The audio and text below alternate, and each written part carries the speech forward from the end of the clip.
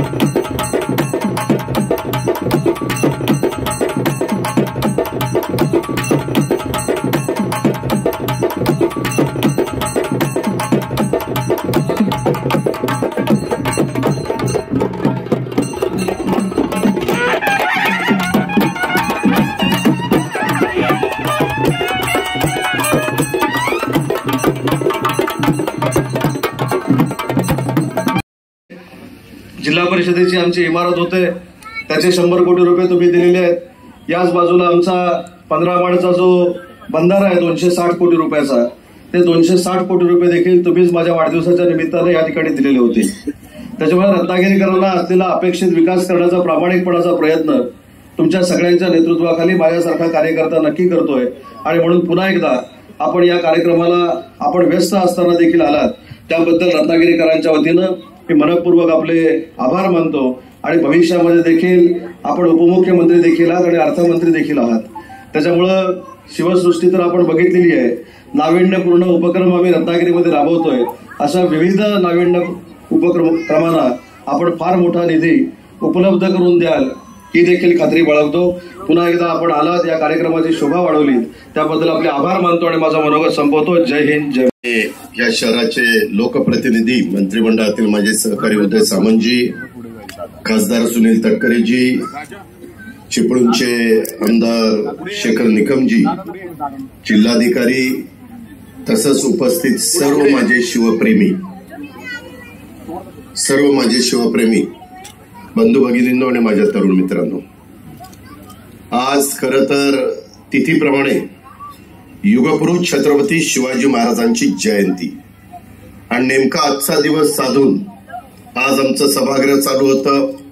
आज अनेक महत्वाची कामं होती, परंतु उदयनी आग्रह केलेला होता की दादा काही झालं तरी आज संध्याकाळी दिवस मावळल्यानंतर मावळत्या सूर्याला साक्षीला ठेवून इथं एक आगळं वेगळं अशा प्रकारे रत्नदुर्ग किल्ल्यावरील शिवसृष्टी भाग 2 हा लोकार्पण सोहळा आपल्याला करायचा आहे.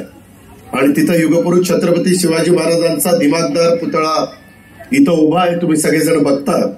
परंतु त्याच्याच बरोबर सरसेनापती कान्होजी आंग्रे आणि तानाजी मालुसरे यांचेही 2 बाजूला 2 पुतळे. अशा पद्धतीनं एक भव्य दिव्य अशा पद्धतीचं काम एक नवीन पिढीला देखील आपण पुस्तकातनं वाचतो. आम्ही अनेक ठिकाणी महाराजांनी जे काही किल्ले त्या काळामध्ये उभे केलेले, जिथं महाराजांचा जन्म झाला तो शिवनेरी असेल, जिथं महाराजांचा राज्याभिषेक झाला तो त्या ठिकाणी आपला रायगड असेल, किंवा मध्ये प्रतापगड जिथं अफजल खानाला महाराजांनी त्या ठिकाणी त्याचा बंदोबस्त केला. असे अनेक महत्वाचे किल्ले ह्याचा जीर्णोद्धार करण्याचा प्रयत्न आमच्या महायुतीच्या सरकारने हातामध्ये घेतलेला आहे. ह्याचं एकमेव कारण म्हणजे हे सगळं पुढच्या पिढ्यानपिढ्या लोकांना लक्षात राहिलं पाहिजे. इतिहास काय असतो, राजा कसा असावा, तो रयतेचा राजा सर्व जाती धर्माच्या लोकांना न्याय कसा देत होता, जातीय सलोखा कसा नांदवत होता आणि कशा पद्धतीनं हिंदवी स्वराज्याची स्थापना करत असताना सगळ्या घटकांना बरोबर घेऊन पुढे जात होता. याचा एक आदर्श अशा प्रकारचं उदाहरण हे छत्रपती युगपुरुष शिवाजी महाराजांचं आहे. आणि ते आज इथं आल्यानंतर मी तर खरोखरीच भारावून गेलो.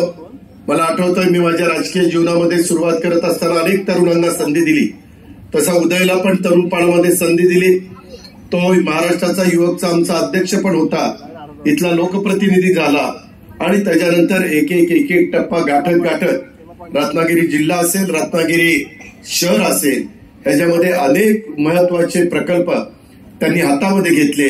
आणि माझ्या रत्नागिरीकरांना देखील अभिमान वाटेल की अशा पद्धतीचं काम आजपर्यंत त्यांनी त्या ठिकाणी करून दाखवलं. आणि त्याच्यामध्ये आमचे माजी मुख्यमंत्री, विद्यमान उपमुख्यमंत्री स्वतः एकनाथराव शिंदे साहेबांनी पण, शेवटी मनामध्ये कल्पना खूप असतात, परंतु त्याला आर्थिक पाठबळ असावं लागतं. आणि ते आर्थिक पाठबळ 20 कोटी रुपयाचं वैशिष्ट्यपूर्ण आणि इतर पर्यटनातनं देण्याचं काम झालं.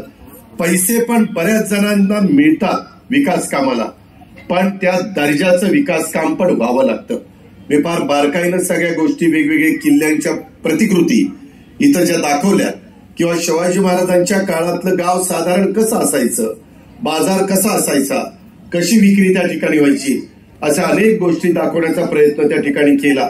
इथं आपल्या मुंबईचं मला वाटतं जे आर्ट, त्या जे स्कूल ह्याच्यामध्ये पण आपली तरुण मुलं मुली अतिशय सुंदर अशा प्रकारचे शिल्प तयार करतात आणि ते शिल्प नंतर इतकी संख्या वाढते की ते तसेच तिथं बाजूला पडून राहतात. परंतु त्यालाच एक ठराविक किंमत देऊन त्या मुलांना पण प्रोत्साहन देण्याचं काम उदयने केलं आणि ती शिल्प या ठिकाणी जिथं जहाजाची प्रतिकृती उभी केलेली आहे त्याच्या खालच्याच भागामध्ये ठेवलेली आहे. जहाज पण त्या काळामध्ये 150 टन माल नेऊ शकेल आणि ते सिमेंटचं त्या ठिकाणी केलेलं आहे. म्हणजे जास्त करून ही सगळी शिवसृष्टी उभी करत असताना ती दर्जेदार तर असलीच पाहिजे, परंतु त्याचबरोबर माझ्या रत्नागिरी शहरातल्या पण नागरिकांना इथं येऊन 2 घटका त्या ठिकाणी घालवाव्यात, हे सगळं पाहावं. उद्याच्याला कोणी पाहुणे आले, पर्यटक आले तर त्यांना पण इथं भेट द्यावीशी वाटली पाहिजे. अशा पद्धतीचं काम या ठिकाणी रत्नागिरी नगर परिषदेचा आता हे हस्तांतर केलेलं आहे. नगर परिषद आता हे सगळ्या गोष्टी सांभाळणार आहे आणि एकंदरीतच खरोखरीच मला अभिमान वाटला. मी आज माझा सभागृहाचं कामकाज सगळं संपलं नव्हतं, पण मुख्यमंत्र्यांना सांगितलं की मुख्यमंत्री महोदय, मी तटकरे साहेब, शेखर, आम्ही सगळेजण उदयच्या कार्यक्रमाला तिकडे जातोय आणि तो कार्यक्रम करून रात्री आम्हाला उशीर होईल. आता आम्ही रात्री इथनं कोल्हापूरला जाणार, कोल्हापूरहून पुणे आणि मुंबईला त्या ठिकाणी जाणार आहे. पण इथं जे काही आलं, माझ्या पण डोळ्याचं पारणं फिटलं अशा पद्धतीचं उत्तम काम या उदयच्या मार्गदर्शनाखाली आणि अनेकांचे हातभार इथं लागलेले आहेत. मी आता सगळ्यांची नावं घेत नाही, पण ज्यांनी ज्यांनी इथं योगदान दिलेलं आहे त्यांचं मी खूप मनापासून माझ्या महाराष्ट्रातल्या 13 कोटी जनतेच्या वतीनं अभिनंदन करतो, कौतुक करतो की त्यांनी अतिशय उत्तम काम केलंय.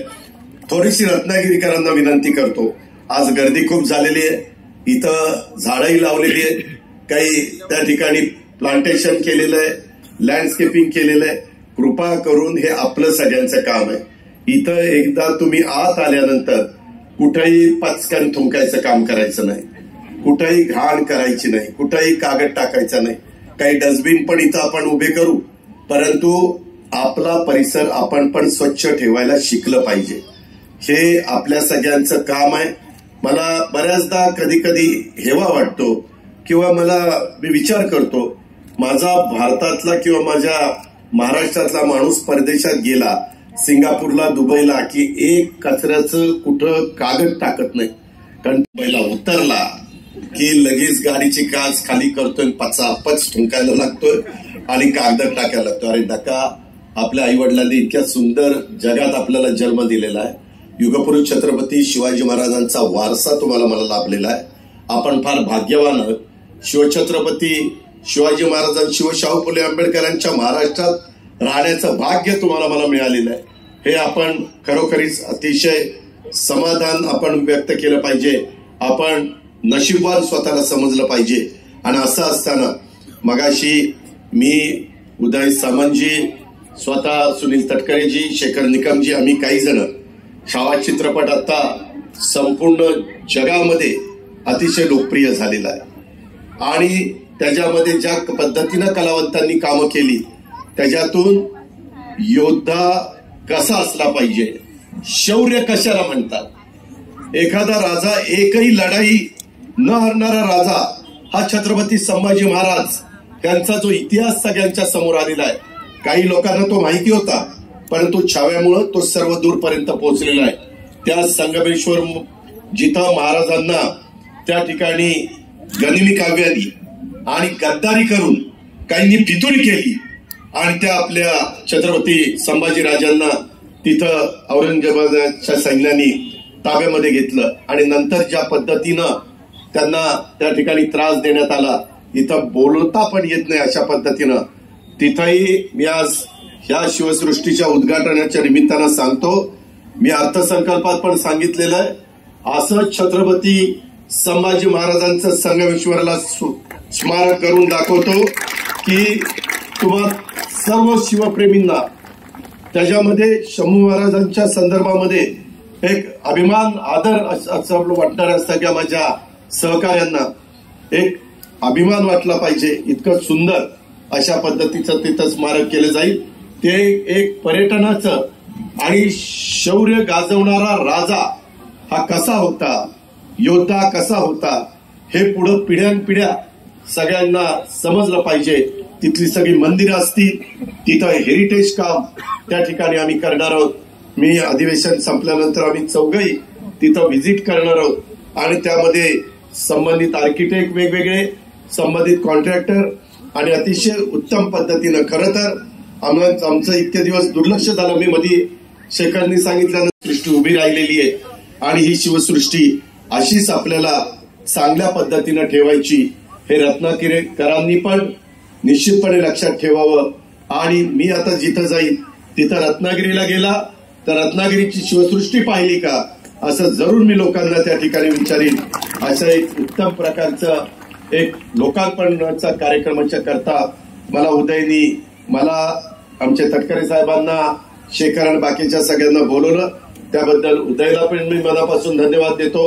आपण माझ्या लाडक्या बहिणी आणि आमचे सगळे पुरुष मंडळी आणि आमचे तरुण तरुणी पण इथं मोठ्या संख्येने उपस्थित राहिले. तुमचंही मी मनापासून स्वागत करतो आणि युगपुरुष छत्रपती शिवाजी महाराजांना विनम्र अभिवादन करून मी या ठिकाणी थांबतो. जय हिंद, जय महाराज.